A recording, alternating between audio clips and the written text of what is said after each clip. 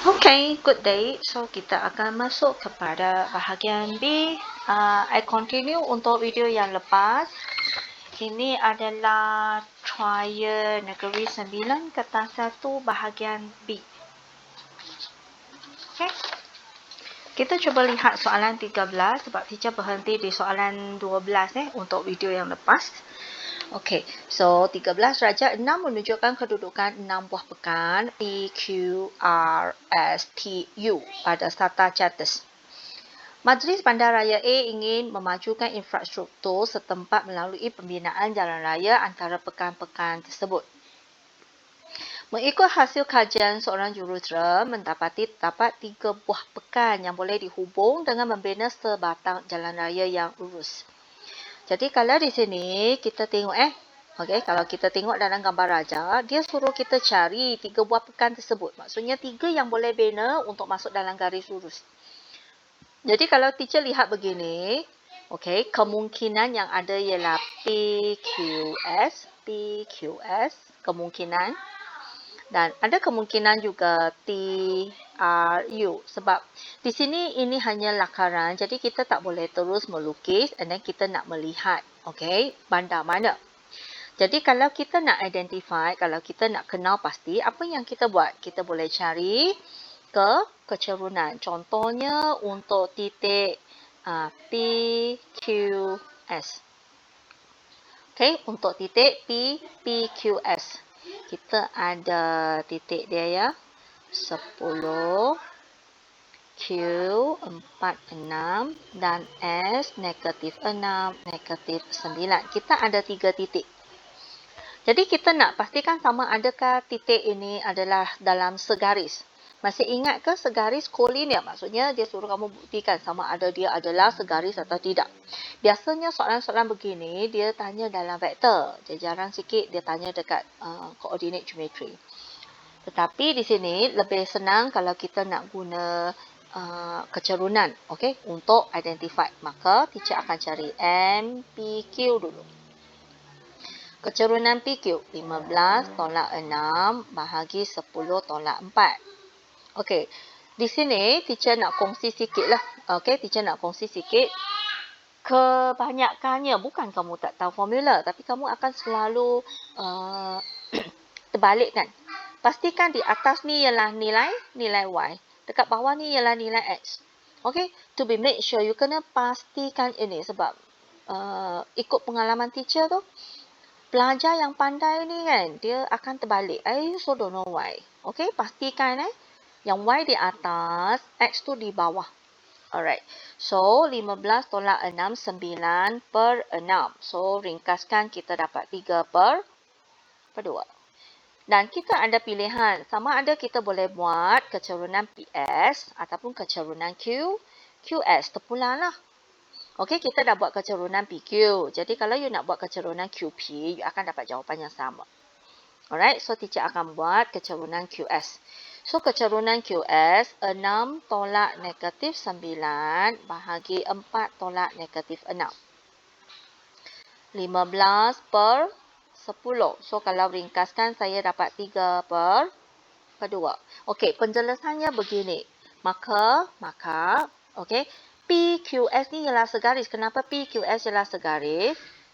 Sebab kecerunan PQ sama dengan kecerunan QS, okey, di mana Q ialah titik sepunya. Faham tak apa dia titik sepunya? Titik sepunya maksudnya titik yang sama.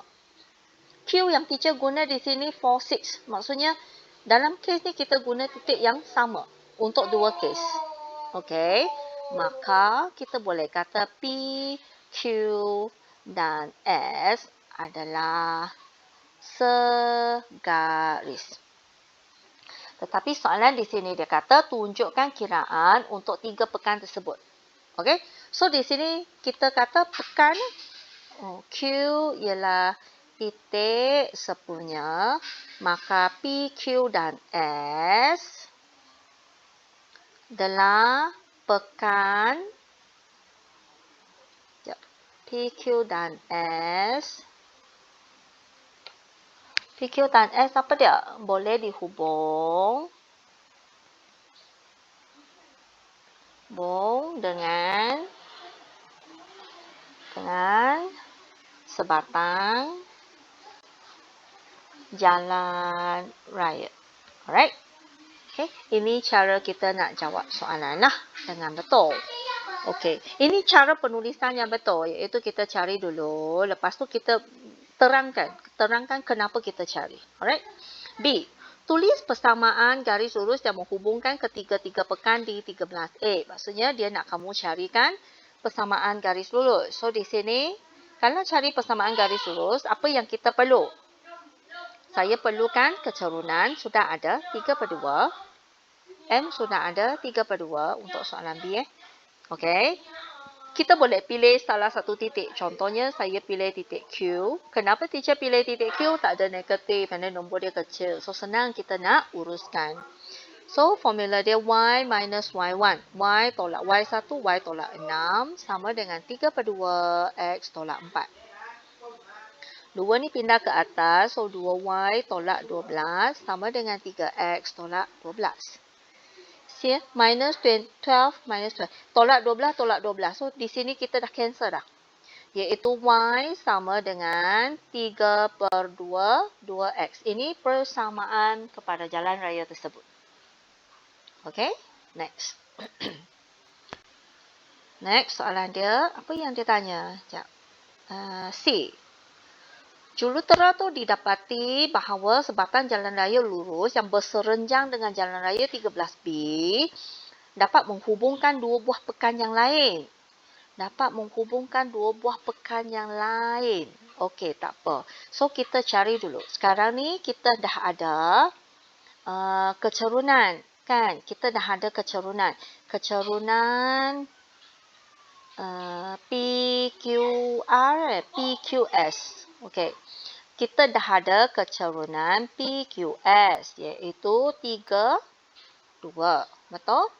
Maka kecerunan normal ataupun teacher akan selalunya kita akan buat M2 sama dengan berapa?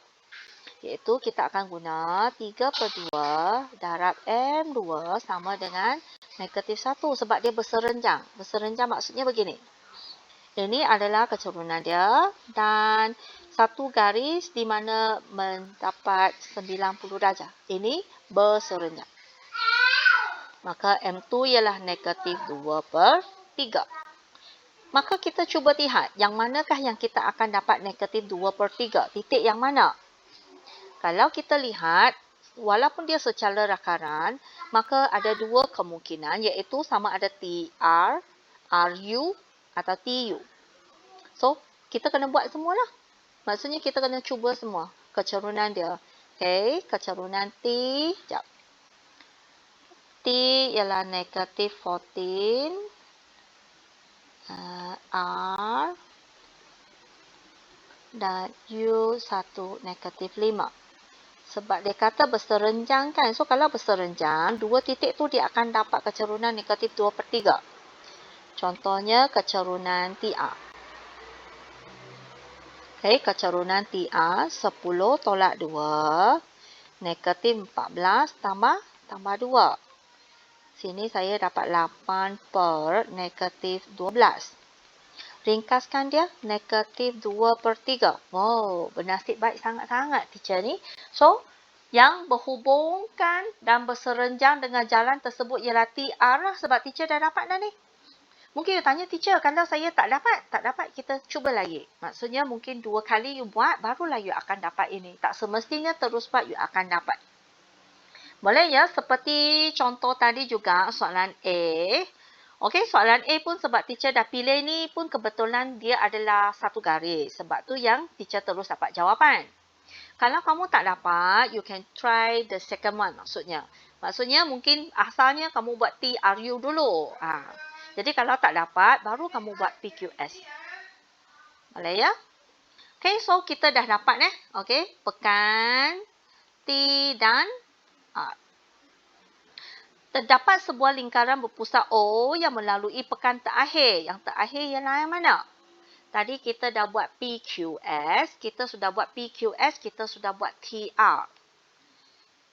TR sudah, PQS pun sudah U. Sekarang ni U. Kita tengok U pula.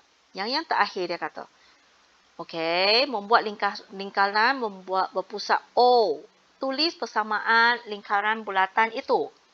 So, bagaimana kita nak buat persamaan dia?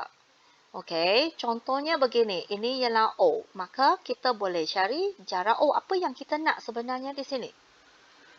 Apa yang dia nak sebenarnya di sini? Maksudnya begini. U ni, dia akan berpusing di sekitar, okey, dan membentuk satu bulatan. Maka, tidak semestinya dia berhentilah.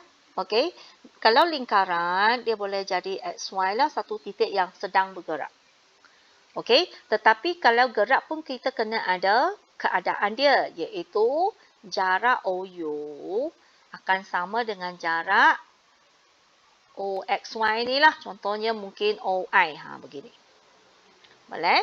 Maka di sini kita akan cari persamaan. So, dia kata tersahabat, okay, tulis persamaan lingkaran tu. Maka persamaan lingkaran. Bagaimana kita nak buat? Kita akan buat OU sama dengan OI. Contohnya. U tadi ialah berapa? 1 negatif 5. Okey. O ialah asalan. U ialah 1 negatif 5. I ini adalah titik bergerak lah. Titik bergerak. So, OU kita pun buat formula. 1 tolak 0 tambah negatif 5 tolak 0 kuasa 2 sama dengan set. Sebab kosong kan. So, X kuasa 2 tambah Y kuasa 2. Okey. Kuasa 2 dah boleh cancel. So, 1 kuasa 2 tambah 5 kuasa 2. So, 25. So, 26 lah. X kuasa 2 tambah Y kuasa 2 sama dengan 26. Nak buat persamaan, kita boleh buat beginilah. Sama dengan kosong. Okey. Ini jawapan dia untuk D. Okey, so kita pergi kepada soalan 14. Syarikat Mutiara Timur ingin menggalakkan penyertaan semua ahli keluarga terlibat dengan program pelancongan. Syarikat itu memberi tawaran khas kepada pelanggan yang membawa warga emas dan kanak-kanak untuk menyertai pakej pelancongan mereka.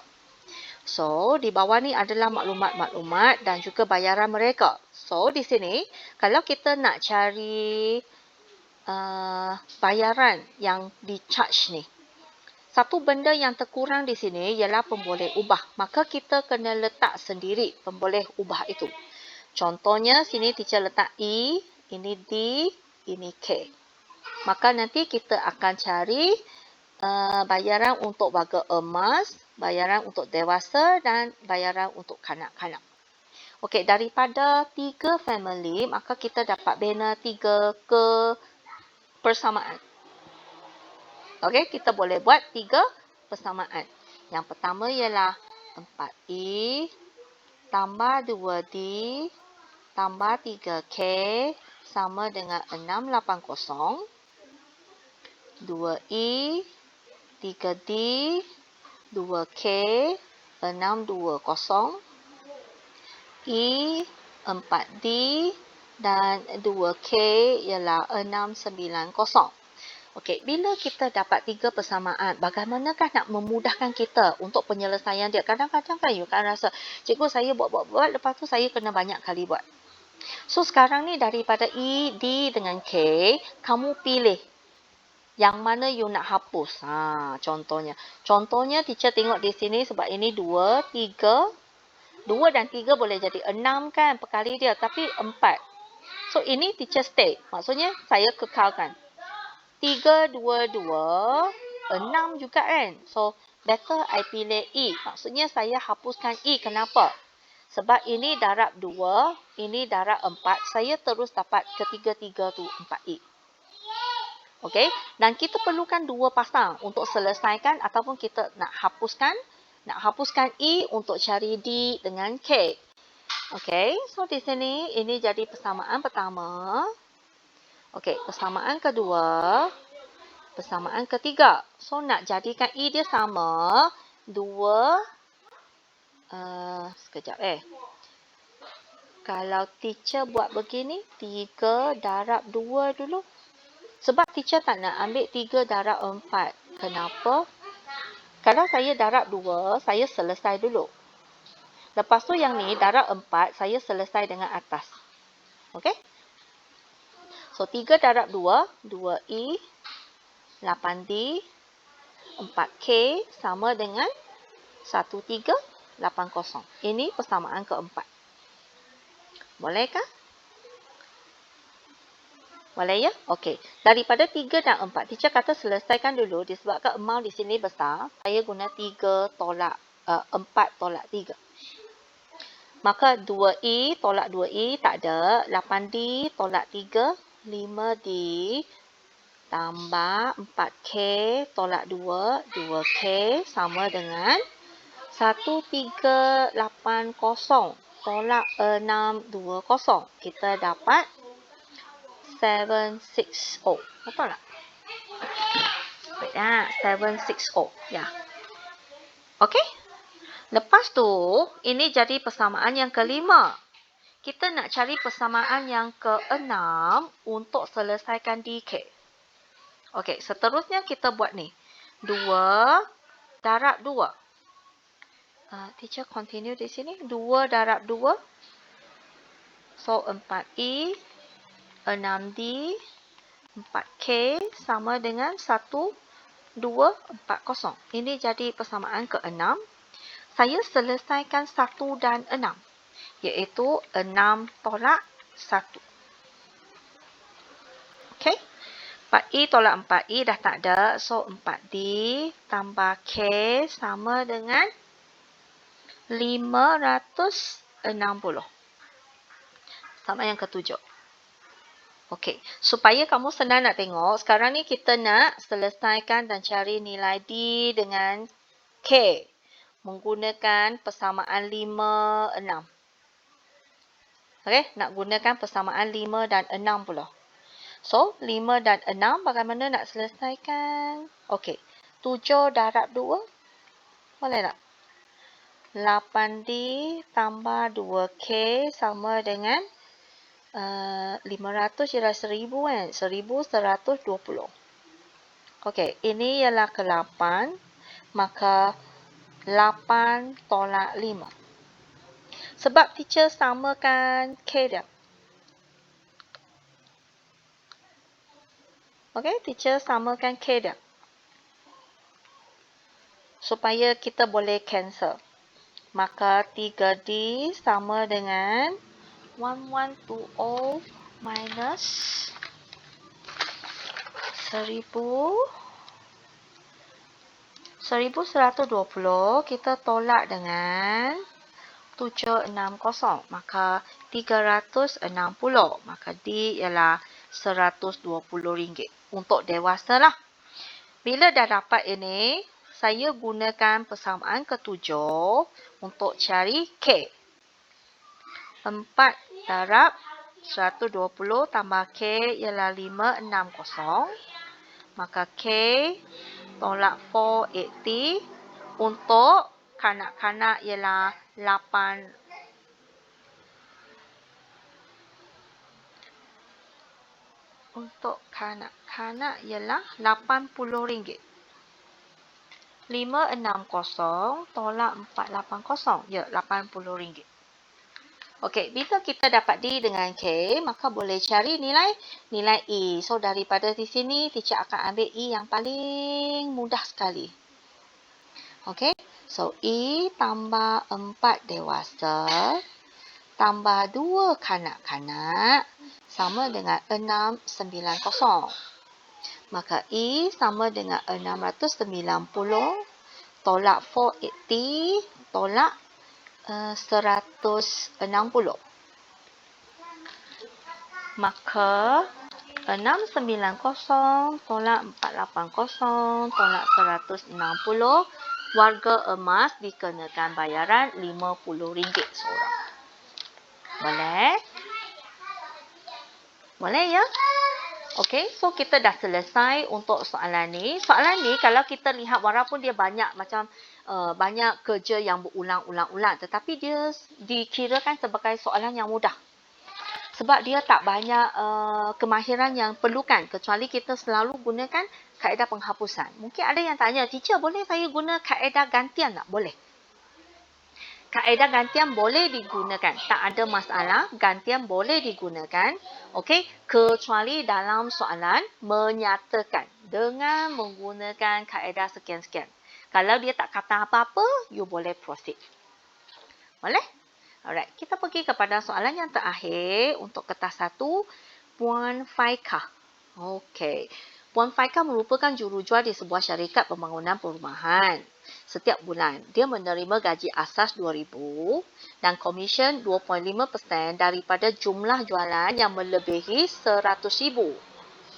So, di sini dia pun bagi FX ialah X tolak 100,000. GX ialah darab dengan 0.025 iaitu 2.5%. Okey, tulis satu fungsi gubahan mewakili pendapatan bulanan yang diperoleh daripada jualan. Kalau daripada jualan, tidak termasuk gaji asas. Okey, tidak termasuk gaji asas. Maka kita tengok dulu dia punya keadaan. Tadi dia kata 2.5% daripada jumlah jualan yang melebihi. Kalau dia dapat jualan 200,000, maka kita akan tolak 100,000. Ini tak kira 2.5%. 2.5% kita tak kira. Hanya dikira 100,000 sahaja. Itu yang maksud dia lah. Okey, jadi kalau kita lihat di sini fx, okey, kita lihat fx. Dia sama dengan x tolak 100,000.